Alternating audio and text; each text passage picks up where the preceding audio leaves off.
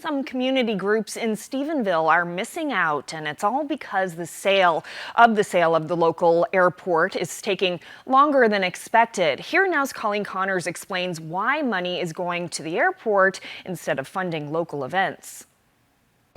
Rainbow crosswalks cover this busy intersection in the centre of town. The Bay St. George Pride Committee is about to celebrate 10 years in Stephenville this September, but their $4,000 request for funding from the town was denied. It's disappointing, to say the least. The planning committee relies heavily on grant money from the town and will now have to ask businesses for donations.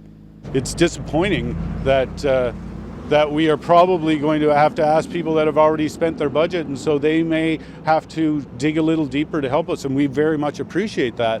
But we are reluctant to say that it'll be successful. And we got hit pretty hard. The mayor, Tom Rose, says the town cut community funding because it had to give the airport an unexpected $300,000.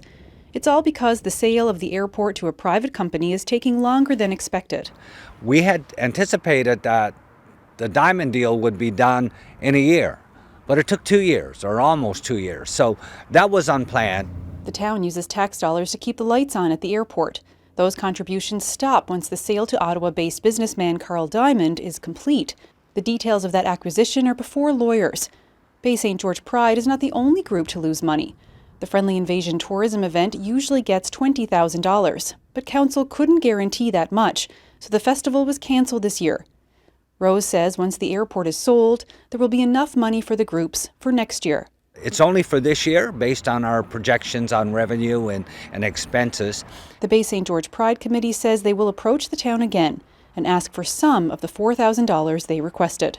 Regardless if they receive any funding from the town of Stephenville or not, members of the Bay St. George Pride Committee tell me that all the events will still go ahead this September, including the large Pride Parade that happens right down here on Main Street. Colleen Connors, CBC News, Stephenville.